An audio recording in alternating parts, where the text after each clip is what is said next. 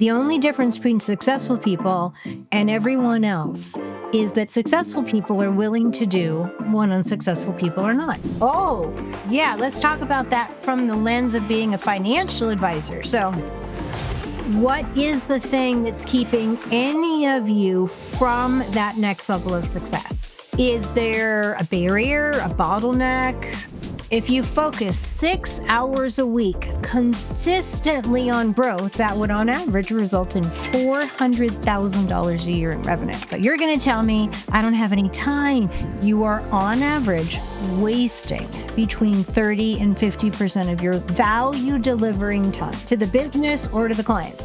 Email, doing things you shouldn't. More isn't better. Better is better. It's about choosing your business model. Anyone wants to double or triple their productivity, seriously, just do. Right, hello everyone. Welcome to High Performance Financial Advisor Podcast with me, your host, Tony Bates. I'm very excited to welcome. There's a lot to talk about really, but started first business at 24, sold it at 36, built a business portfolio that generates 20 million in revenue in a year, retired at 40 and retired at 44. You wouldn't know that by looking at her. She doesn't look old enough, obviously, but I started when I was 9.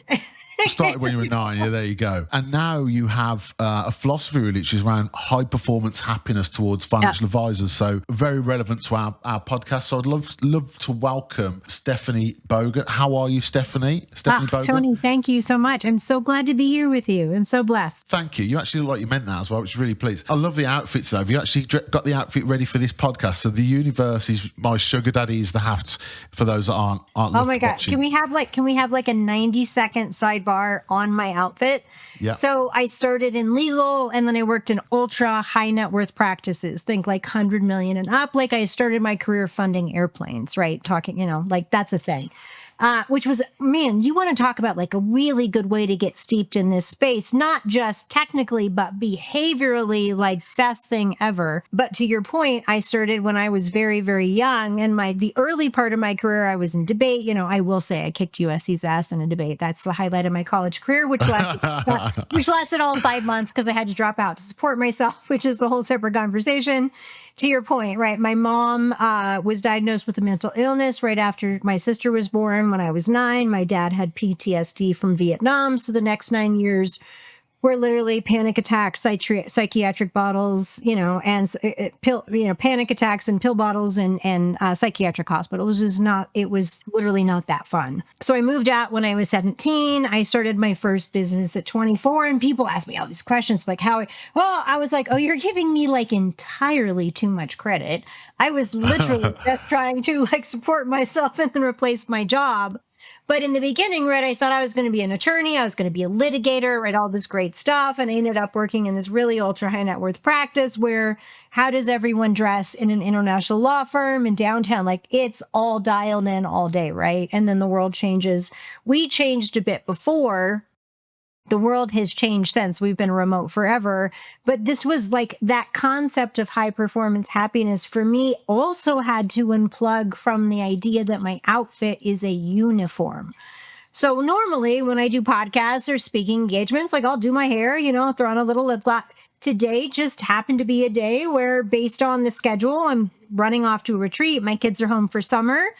Y'all get Friday stuff on Monday, right? Like this is what Stephanie looks like. Yeah, absolutely. Here's the really cool thing. My brain and your brain don't work any differently as a function of that, but there are stories that we form around it. So very early on in my career, like no joke, I would never have done a podcast with video in like my comfy shirt and my real hat, like whatever, right? Like, and today I'm like, well, this is what my job is, to show up and have a great conversation with you and just accept whatever those conditions are. The way that we define success changes as our stories change. So when I was young and inexperienced, I had to prove myself all the time. Yeah. My outfit was a uniform that said, I'm okay. And now I'm like, that's not going to save me in a podcast, but okay. I'm happy to put on the uniform. But what I find is people really just want to have an honest conversation about success and what it takes. Because last I checked, y'all wear t-shirts and baseball caps and we all fit in the same chairs, right? Absolutely. And also on that, I think that success isn't defined by how much money you've got, what you wear. It's and that's the ultimate thing. Like I used to look at someone if they're wearing a suit and looking all smart, you think they must be successful. Now, successful means lots of different things to different people, doesn't it? And but ultimately it's happiness. So yeah, just going back to you then. So you retired at 44 and then you've come back, it looks like, I know you went to Costa Rica, learning Spanish. I did want to say hola, como estas to start. Hola, ¿cómo estás? Sí. That's as far as my Spanish goes, I'm afraid. But so what is it that you do and who is it that you help, I guess, and why, more importantly as well, because everyone's why is important. I'm sure we get into that. It's an interesting question. I was just thinking about what you said through the lens of what's different. And I think what's different to the point of who we help is I started working in a firm when I was literally 17 and then 20. And then I started a firm when I was 24, which is really unheard of. Usually you get a lot of experience and then you start a firm. I did it the opposite, admittedly. Yeah. And I think the thing someone once said to me, I think it's the best compliment I've ever gotten in the entirety of my life. And he said to me, it occurs to me that you set out to do whatever you want to do because it never occurs to you that you can't. I like that. That's good. And I was like, oh, shiznit, I think that's pretty good. And I say that because I have lots of fears and doubts and insecurities. I grew up in a trailer park with a mentally ill mom, like, trust me, times 10. Yeah. But the thing I think, to your point, that's different about me, which is what I think really connects with clients who are ready for that next level, is I'm really willing to challenge the status quo over my comfort. One of the best quotes I ever heard, and it really stuck with me, is the only difference between successful people and everyone else is that successful people are willing to do what unsuccessful people are not. Yeah, let's talk about that from the lens of being a financial advisor. So Michael Kitces, who's a client of mine, he's been a client for 5 or 6 years, right? He's 10X'd almost twice. I'll say almost. Air quotes, almost twice. And he'll talk about the power of mindsets and team and leverage, but mindset is the key thing, which is what is the thing that's keeping any of you from that next level of success? Yeah. What is the thing? Is there a barrier, a bottleneck, a bullet in front of you? Like, for the most part, there's not. The difference between unsuccessful people and everyone else is that unsuccessful people are willing to do what unsuccessful people are not. So Michael Kitts is a great example. One of the things I use with him in coaching is ask better questions, get better answers. So we're doing this leaders event, right? Think of, intense 7-figure firms, like hitting that big next level. You can all ask yourself the same questions. Here are the kind of questions that we're asking. Top 10 things that financial advisors, successful advisors, say no to that other advisors don't. Number 1, no fit clients, right? I call it the just right client. Minimum fee profile. This is the biggest bottleneck in our space. The biggest. Because here's why. There's a threshold of capacity, right? If I draw your lifespan as an advisor, Tony, it's going to look like this. In the beginning, you have no money and a lot of time, right? And then you're going to get 1 client, 2 clients, 3 clients. According to the benchmarks, there's 80 to 100 clients is where you hit your personal capacity, right? And that's what I call your capacity call. Now, whether you're a $200,000 lifestyle advisor or a $20 billion firm, it doesn't matter. Every advisor is an income engine. It's really hard to think of yourself as an income engine because it doesn't really align with your heart. But I want you to hold that thought aside for one tiny second, which is, in order to be of service, we actually have to have a sustainable business model. Otherwise, we're constantly struggling and stressing and toiling, and nobody signed up for that. Yep. Right. Personal capacity. You hit your personal capacity. Some of you will hit it at 40 or 50 because you're just under optimizing for everything that you're doing. But on average, it's 80 to 110. Here's the issue. What creates this capacity? Too many clients? Yeah, we kind of all know, but we don't really talk about it. There's actually 3 variables. Variable number 1 is you. It's really bad. I'm going to draw a little smiley face in there. If you check email 17 times a day, which you and all your peers are hardwired to do, and you're doing $50 an hour factory work, you're filling out paperwork, you're checking in with your staff, there's just a certain amount of productivity that is lost. That time cannot be spent on clients or deepening value for the firm, right? So that's just your personal productivity. This is going to crush all your souls. So I say this with all love and respect. You are on average wasting between 30 and 50% of your value delivering time to the business or to the clients. Email, doing things you shouldn't, right? Assistant work, all of that. Angie Herbers, Mark DeVirgin, Michael Kitsis, we all have studies. It all says the same thing. Your time is your greatest revenue producing asset, and you are galactically wasting it on average a third. And I'm being really kind when I say a third. Yeah. So I was just did this really cool for larger firms, Shannon Spotwood and Megan from Vicom. We just really cool on the $1 billion breakthrough, right? Cool piece of research. On average, if advisors found, are you ready for this, Tony? You want game-changing data? It's not even that special. 6 hours a week. If you focus 6 hours a week consistently on growth, that would on average result in $400,000 a year in revenue. But you're going to tell me I don't have any time and it's just too hard and I can't get to it. And then everything I suggest you do, you're going to tell me why you can't do that because that's not really a good idea. And then I'm going to say, how's that working for you? Right. So number one is your time is your greatest revenue producing asset. If you are throwing 30 to 50% into a hole, with all the love in my heart, I can't save you. So step one, you can't be doing below the line work, energy draining. Above the line work, energy creating, revenue producing. Most of you have 3 to 5 things. Meeting with clients, rain making, running the firm, top clients, paperwork, ACATs, investment trades, not on that is for most of you. The problem is 80% of what you do is below the line work. It's negative energy, negative revenue. If you, for 1 week, I'm going to change your life right here. Take a piece of paper. That's it, Tony. Piece of paper. Plus everything that you do that is energy creating, revenue producing. That's your genius work. There's going to be like 3 to 5 things over the course of all this stuff down here over the course of a week or a month. Guess what's going to happen? And then you're going to be like, why am I not excelling? Why am I not? I'm be like, because you're spending all your, and then you're going to give me all the reasons you can't. That's problem number one. Our mindset utterly gets in the way. So anyone wants to double or triple their productivity, seriously, just do 3 to 5 things that are energy creating, revenue producing, get rid of everything else. That sounds simple. Here's the easy way to do it. We're going to take that same piece of paper, right? Your pluses and your minuses, Tony. All of your minuses, you're going to keep that line out. You're going to draw time horizons or revenue benchmarks, the next 50 million, 12 months, whatever it is. And everything below this line, guess where it goes? To somebody else's above the line. Internally, externally, whole separate conversation about leverage. If you do this, it's inevitable that you'll double or triple over the next 3 to 5 years. Like literally, it's inevitable.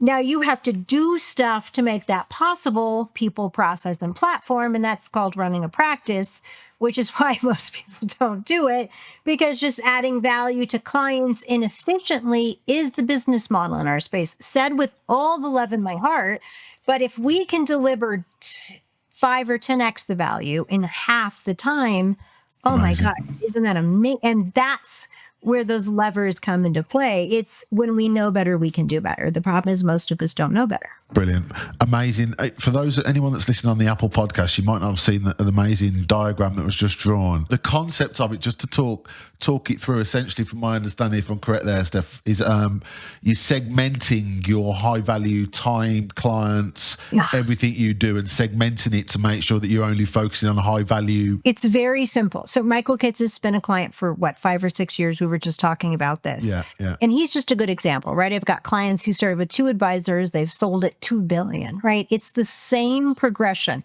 20 years ago, when you started out, we didn't know what the next level of success looked like. If you got to $100 million with all love, you were a big deal. Yeah. Now $100 million said with all love is like, oh, we might let you join our firm. Like, go you. Like, that's kind of entry-ish level outside of the lifestyle phase, which again, fine. Totally all about that. what now? You want to build $1 billion firm, a $10 billion firm, $100 billion. I've done that a bit. Like we've all done that a few times now. So now the model is there, which means if it's been done before, it can be done again. So now everyone in the body is like trying to figure out what does that next level of success look like. And so if you think about where Michael or anyone starts lifestyle advisor, right? Call it solopreneur. I don't want to, I don't want to manage people. I don't want it to be complicated. That's a whole conversation about stories in our head, but separately, everything after personal productivity, right? So here's the model. It is all about your personal productivity. Step one is you, right? 17 emails, what you're doing, right? It's going to look like I had a stroke. I acknowledge that. 2, unit capacity. If I'm making tennis shoes or I'm managing clients, can I manage 50, 100, or 150? If my clients are $25 million, I'm in the 25 to 35 clients range. If my clients are $2,500, I'm in the 200 client range, right? But there's a unit per number here. And then third, and very practically, is the revenue generated by each of those units. Yeah. Here's the problem. Like, you're all like, yeah, that makes perfect sense, Steph. And I'm like, no, that's where all your margins and your joy went, and you didn't even know it. Here's why. On average, a firm will hit this capacity, an advisor will hit this capacity threshold at $800,000 in revenue. 800K. Okay. Yeah. Right. And then what do? We're going to do one of two things. We're going to hire some people, or we're going to hire an advisor, right? We hire a couple of people. Eventually, it's all about leverage. We hire that next advisor. This is mind-blowing. On average, according to the benchmarks, that second advisor, that service advisor, does $600,000. So you're doing $800,000 managing a firm and compliance and worrying about your finances, and you got to make sure you got to do all of that, and then you hire someone else, and they're only doing $600 on average. Now, if everyone wants to know why everyone is like, oh, I don't want to grow, it's horrible and it's hard and it dilutes my margins, it's because the way that most people do it, it's actually true. I'm at my $800,000. Let's assume I've got a 30% margin. I'm at 50% EBOC, which means I've got 20% up here. So I'm taking out $200,000 in comp. I still have $240,000 to pull out. That's really generous for a lot of you. Like most of you can take out $250,000 and just set it aside. You got to put money in the bank. You got to pay your mortgage, send your kids to college. But I'm being generous.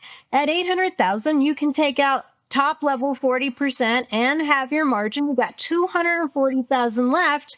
And then the data says you're going to hire advisor number 2, who's going to do $600,000 on average, all in. That person's going to cost you $150,000. So of my 240, I'm going really fast here.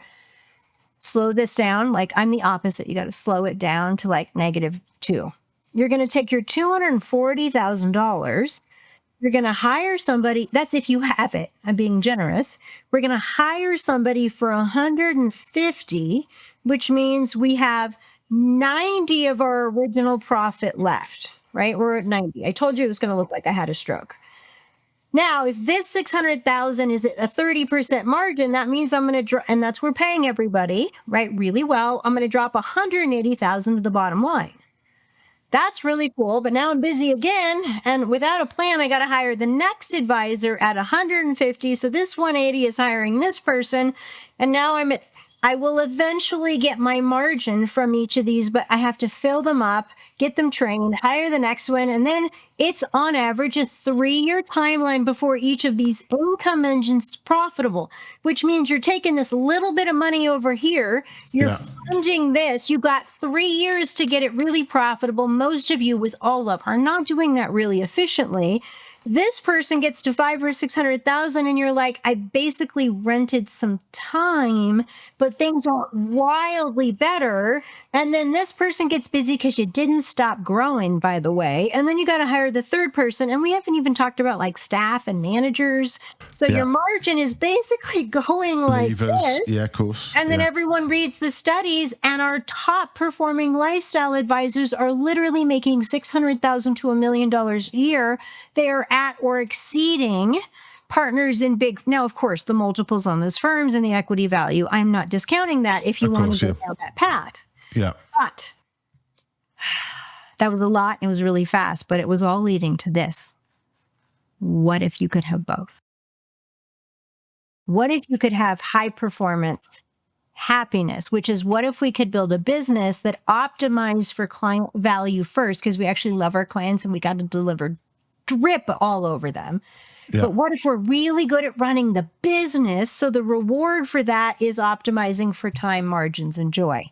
I'm going to show you how to do it. It's wildly simple mathematically, really hard behaviorally. We're going to flip the script. Where that was going then when you're writing that, I was thinking, but that ending now, and you've really done like a drum roll. Here we go. This is I'm getting really good at this, right? I'm working on my storytelling skills. Yeah. Now let's go. So basically what you're saying, this is how people can have high performance and happiness. Yes. I say this, people think I'm crazy until they spend a little time with me. 70%, 2/3 of the stress and the struggle that you have in a practice, whoever you are, is a tax for poor decisions, misaligned, don't align with the business, the values and goals. I could spend 5 minutes on the phone with you and you'll be like, blah, blah, blah. And I'll be like, nope, you did this to yourself. Say with all love, like, we'll talk about it. You're like, give me any example. And in 5 minutes, I can help an advisor understand how they are utterly and totally complicit in the situation they are creating, they are complaining to me about.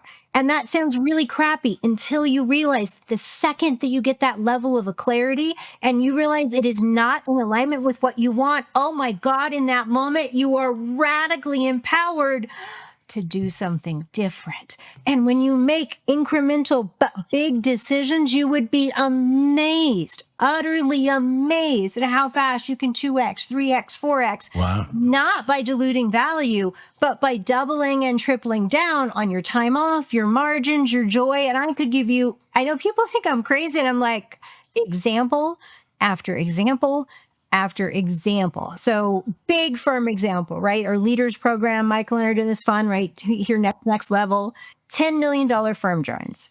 Super boutique, high, average client, $25 million. We doubled it to 50, by the way. The whole model applies.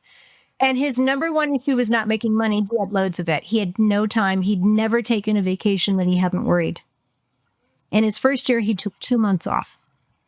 And sitting pictures on a boat with his kids, right? So here's how you get there. Aside from, building, if our average is 800,000 and then we max out at 600,000, that's the average. Do you know why it's the average, Tony? Because absent intervention, said with all love, that's where the herd is going to hit themselves in the head and have to make changes to get better. If you are aware of the data and that you have the mental discipline to look at it differently, then you get to do this, which is what our clients do, right? So Michael and I literally 2 days from now are going to spend 2 days with leaders, right? And we're going to literally have this conversation, which is, instead of this number being 800,000, what if we could get it to $1 million or $1.2 million? Now I say that, no joke. Conservatively, we have advisors, lifestyle advisors with 2 staff people doing $1.5, $1.6 million regularly, taking Fridays off and telling you straight out, like, my life was not stressful. Everything's great. I'm not making, that's not 1 or 2 random people I'm keeping in a closet. Like, that happens regularly. Here's how they do it. 1, we don't stop at 800,000, which means we're underperforming and we built in all the complexity and dilution and inefficiency. We're going to optimize, remember those 3 categories? Yeah. We're going to optimize all 3 categories for capacity, margins, and joy. And instead of being at 800,000, we're going to get to $1 million, a minimum of $1 million, easily to 1.2, which, by the way, is what larger firms do if you look at the benchmarks, because it's all about leverage. If I can go from 800,000 to $1 million or $1.2 million, Tony, what's my margin now? Yeah, it was all that. Now plus $200,000 to $400,000. So let's just be conservative. Let's say you just got to $1 million, which, by the way, is not that hard. Now I'm going to hire this next person. That 200 grand is going to pay for this person. I get to keep all my financials. Those are preserved. I now have 200 grand to hire a really awesome person, right? They're going to come in ready to go. We're not going to give them 12 clients, cover their salary and flake out. We're going to be like, boom, you just got a bunch of my client base. You're full as soon as possible. We're going to figure out that timeline. We're going to get this person to a minimum of 750. That's to keep your job. Then we're going to get them, because you got to ease into that. If you're a new team, you don't start Of course. there. Of course. But I can ultimately get you easily to $1 million, to $1.2 million, honestly to $1.5 million, but I don't want to freak people out. Now, instead of the person, see, I told you I was going to have a stroke. Instead of this person being at 600,000, they're at $1 million. I just took $400,000 and hired my next person. And here's the best part. Every advisor hire is not diluting that original nut. They're preserving it and contributing back, which means that every single advisor income engine I have is optimized before I hit the next income engine. That means we have to honestly often raise our fees, average up client size. We have to do stuff people don't want to do because it makes us, if we're honest, it makes us feel bad and guilty. And that's a whole set of conversations. But man, if you can flip that switch and do it in a way that you feel good about, your practice will double or triple. You'll have more ease, less efforting, more joy. Your clients every time will be like, you're awesome. And you'll be like, why didn't I do this sooner? Amazing. I love that. So just to summarize, because that was very fast paced, there was a lot of information there. And I'm watching and listening very carefully to try and summarize, because there's some amazing things in there. I guess you mentioned at the start was around successful advisors do things that unsuccessful advisors won't do. Yeah. And I guess in terms of that, then it's sort of raising the bar in terms of the fees you charge clients, the types of clients you're dealing with, cutting out some time of things that just aren't money making, so that you then get to that sort of 1.2 million at the start before you start growing the business. Is that a fair summary? That was actually really very efficient. I appreciate that. Yes. And I guess the honest answer is the question that we encourage everyone to ask themselves is think of it as a spectrum. You're going to learn that I really like drawings, and none of them are that good, which is why I don't sign them. Step one is, we talk about it all the time, which is mindset. That's your leadership. Every ounce of neuroscience says that, are you ready for this? Harvard, McKinsey, everyone agrees with me. It makes me feel so good about myself. 76% of a business's success is 100% attributable to the leader or leadership. That's a great statistic. Can you just give me that statistic again? Because I love a statistic and I need to hear it at least twice before I actually remember it. If you love all the data and the books, one of the big keynotes I give is called The 6 Mindsets of Excellent Leaders. If you have a larger firm, it's a book called CEO Excellence. It was written by McKinsey based on deep research, and McKinsey, in all fairness, does really good research. And when we think about like what creates good leadership, everyone will give you a different answer. They're good communicator, they're good charisma, they're good whatever. McKinsey thought, well, maybe we should set a baseline. And the baseline was, literally blessed my heart, it was 6 mindsets. Okay, amazing. Not any strategy, 6 mindsets of how we show up. Right. And so just go read the book. It's a fabulous book. And one of them is successful leaders only do what they can do. So one of the conversations we have with our leaders group is called the power of no. What got you here will not get you there. Saying yes got you here. All clients are good clients, right? We let staff members do whatever they want. We're just the nice guy who can't create boundaries.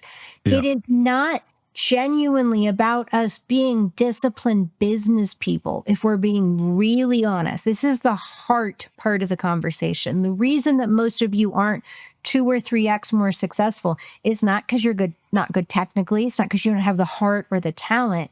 It's because that line between business and personal boundaries gets very blurred by our personal view. I know, Tony, right? I went through that. Boundaries are things like, will you work with clients that don't meet your minimum? Okay, well, no, that would make no sense, right? Will you work with clients that ask you to charge less than your fees? No, that would also make no sense. Would you work with partners who are underperforming and that you're arguing with all the time? No, that wouldn't make any sense. Would you have staff people that had been around for 3 years that you rolled your eyeballs at, but you didn't really like. No, but we actually do all love those things. Everyone. Yeah. So here's my favorite example. Just so if anyone thinks that I've gone into woo-woo land, I'm talking hard neuroscience. I like my data. I don't like woo-woo, but I do love. I learned, man. I learned. Hit us with Here's the a data. really powerful example. How many of you, I can't see you, but I've asked thousands of people this in audiences, and I know what the data says. How many of you have spent all the time that you would like with your top clients? Like, Tony, you couldn't do one more thing. Like, nailed it, on it, good, solid, go. So I think the largest room I've asked this live is like 4,000 plus people. 3 people raised their hand. I'm pretty sure 2 of them were fibbing. Like, just to look Okay. right? Yeah. Honest people are like, I'd like to, but I'm a little busy. If I could only, and you've all had that kind of, if only I could get I would love to, oh God, if I could just get if only I could turn that freaking corner no, that corner is never leaving until you invite it from the building. Those rationalizations and excuses are all the stories that your mind uses to spec you. Here's how I know. Tony, are you spending all the time that you would like with your top clients? No, because you're honest. All right, you ever had a client event? You all have, right? Or you've been to one. We're going to do it. Yeah. We're going to do a little bit different this time. Are you ready? All those top clients, we're going to put a gold star on their name badge. Before they get there, we're going to put one of their name badges or a couple at each table. And then, Tony, we're going to let all the other clients fill in. We're going to have a lovely evening. You're going to show up. You're going to do great stuff. You're going to MC, whoop, whoop. Tony's awesome, right? Great hair. At the end of the night, you're going to do it a little bit different, Tony. You're going to stand up there and you're going to say, thank you so much for coming. Tonight, we really appreciate you being clients of the firm, but instead of coming up and saying thank you to me and my team at the end of tonight, we are just feeling really authentic and we want to do things a little bit differently. I want you to find the person at your table with a gold star on their name badge. I want you to look at them and say thank you, because their fees are actually underwriting your relationship with our firm. Dun, dun, dun.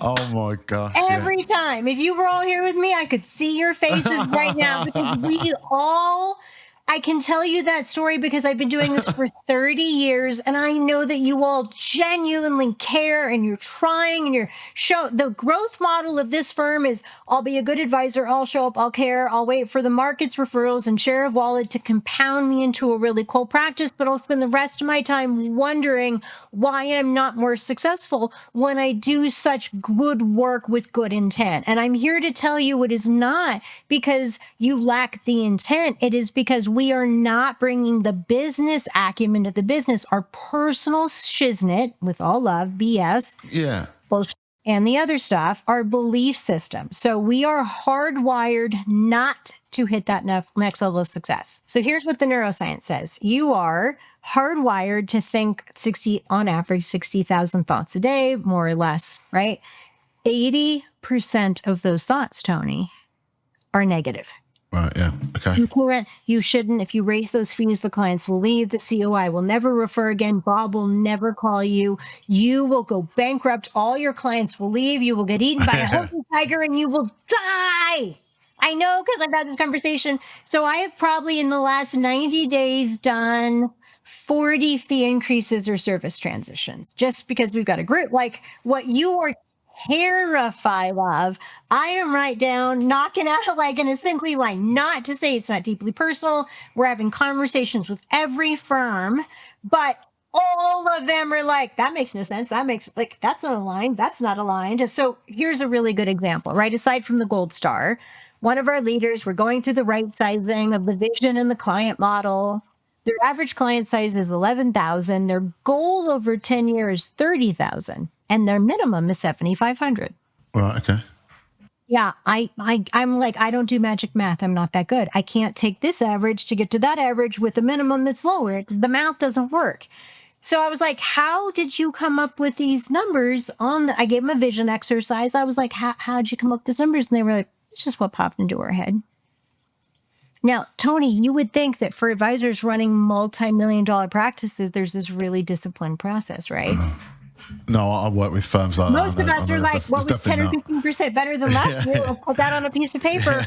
So the problem is we don't look at the underlying business dynamics and ask ourselves if what we have multiplied into the future will get us what we want. And I hate to say this, but like 10 times out of 10, it won't. So the client base we have represents the past. We haven't defined services. We haven't defined systems. We don't have leverage with people, process, or platform. So we're not working with the right clients for the right fees. And to double down on the lack of productivity, we're grossly under-optimized on our delivery system. So we aren't working with the right clients for the right fees. We have a really inefficient delivery system. And then we wonder why we're working so hard when we're such good advisors. And I'm like, here's why, because you're doing this, right? Yeah. You're doing $500,000-$600,000 per advisor, and I can get you to $1 million or $1.2 million, like literally checkbox, not hard, follow formula. Amazing. Formula is not, by the way, take away things from clients. It's run a really effective practice, make really aligned decisions, and then you lose all the inefficiency of all the belief systems that stuck us along the way, to be really honest. Brilliant. So I'm thinking about someone who's listening now. I know you've covered some really amazing points there. Just before we sort of wrap up, I'd love to get some sort of actions for people that are listening, I suppose. So you've got someone there that's listening to that going, that's me. She's talking about me there. I'm doing, all those things that are the bad negative things. What's the first question they should ask themselves? And what's the first action they should take to get, because it's quite daunting, isn't it, when you've got to do that and you think, right, it's kind of like running a marathon a little bit. Oh my gosh, Tony, are you saying it's kind of like going to an advisor and trying to build out a financial plan for your life? The irony is it is so ironic. People are like, oh my God, Stephanie, you want me to answer all these questions? You want me to think about these things? And I'm like, yeah, kind of, I actually do. Because I do for you what you do for clients. But no, I mean, I say that tongue in cheek, but I kind of don't. Absolutely. Yeah, right? Yeah, absolutely. So I just honestly, I just saw a post online, and it honestly, like literally, if you think about the Grinch Stole Christmas, made my heart 10 sizes.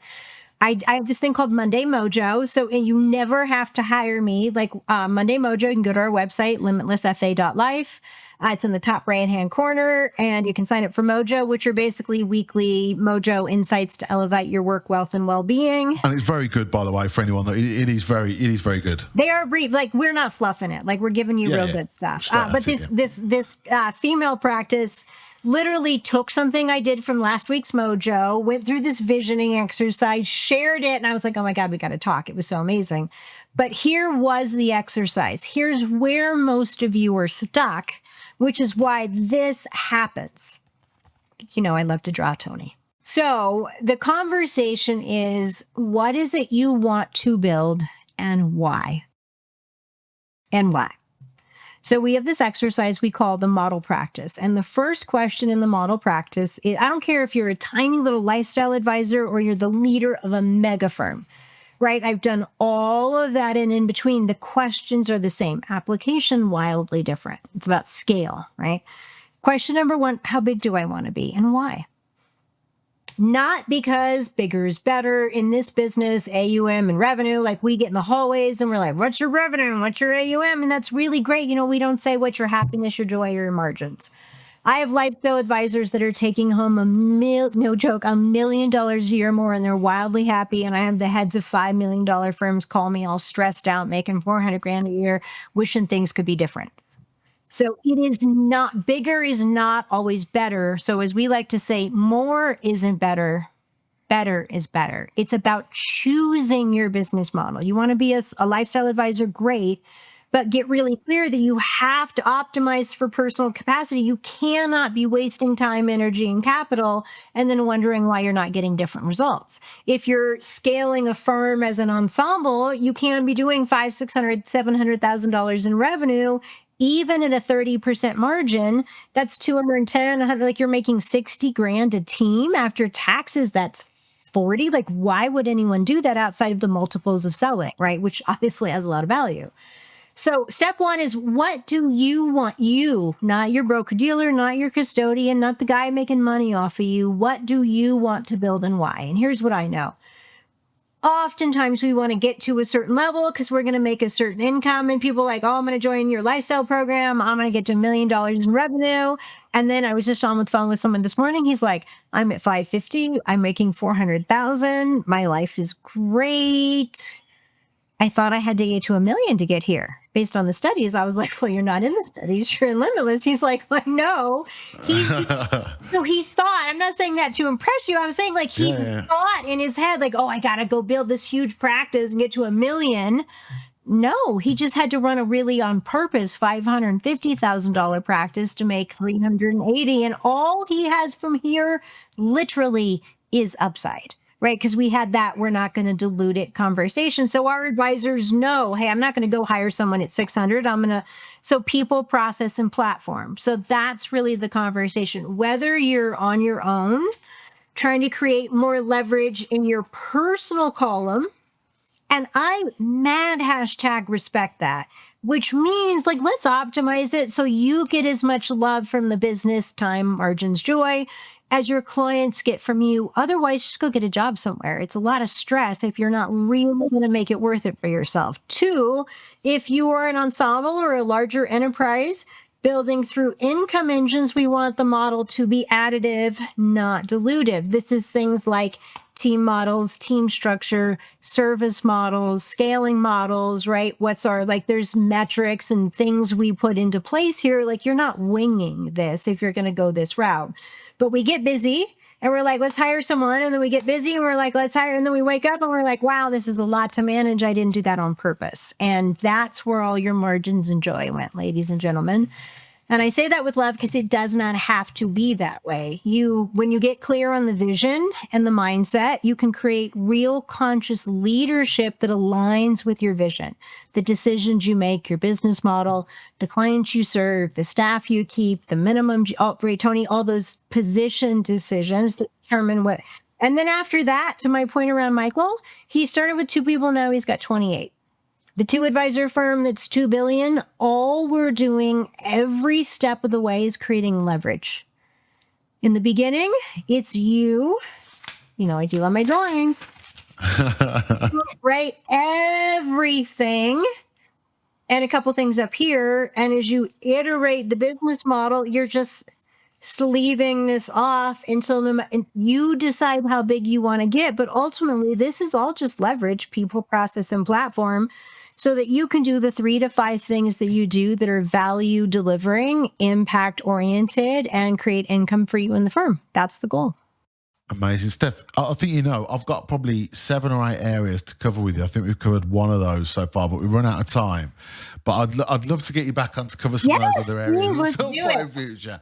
I think some of the stuff you've spoken about there is incredible. And actually, even though, there's actually a real simple way to elevate yourself to that next level. But it's understanding who you are, why you're doing it, where you're trying to get to, and the low value tasks and time and clients that you've got, I guess, is my summary. Time and capacity are the levers that you have to pull in a business where your time is your greatest revenue producing asset. So optimizing for your time capacity is how you're going to optimize for income, margins, and joy. If you want to build a business that's bigger than you, then how you do that for additional advisor teams and the discipline that you do that with. But whether it's you in a tiny little practice or you in a big practice, the fundamental driver of success, as I mentioned, is our mindset. Can you get clear on who you are, what you want to do, who you want to serve? I call those boundaries. If we're not able to set clear and conscious boundaries, those choices that align with the goals we want, I want to work with this many clients for this much revenue and have this much time and joy in my practice, those little compromises along the way cost us. So the number one diluter of success isn't growth engines or team models. It's, can we build businesses that instill boundaries that ensure those businesses are successful? And then can we drive the growth, manage the teams, and build a delivery system, of course. But if we can't personally own the clarity of what we want to build and put the discipline in place to align what we're doing with those decisions, we are going to suffer the tax of those compromises year after year. And I love having these conversations because I want everyone to know it's really avoidable. I love what you're doing. I love the way you articulate yourself. Your drawings need a bit of work. I'm not going to lie to you on that. Your drawings, but I'm working on that. The message they give is great. The artwork maybe needs a little bit of work. I have to be honest with you. We're working on that. But that's absolutely fine. The message is brilliant. I really, really appreciate you coming on. I'd love you to come back on and talk about some of the other subjects we had lined up as well. If people want to contact you, any listeners want to contact you about how they can get involved, what's the best way to do that, Steph? Just reach out to limitlessfa.life on the website. You can contact us or join Mojo there. Thank you so much. You've been literally come on like firecracker, giving some amazing information. You've lit the place up. I've just listened and taken it on board, and I think there's some great information there. Thanks so much, Steph, and thank you for coming on. Hopefully I'll speak to you again very soon when you come on and talk about the other subjects that we wanted to talk about as well, and hopefully some people contact you to get some of these insights from you directly as well. Tony, I look forward to it. I hope everyone remembers this, which is your life is now in session, and the only limits you have are the ones that you place on yourself. So I would just encourage everyone to lean in just a little bit harder. You guys have a great day. Tony, thank you so much for the invite. Thank you, Steph. Take care. Okay. Thank you for listening to High Performance Financial Advisor. If you found today's episode valuable, make sure you subscribed on your favourite podcast platform so you don't miss the next one. Until next time, keep performing.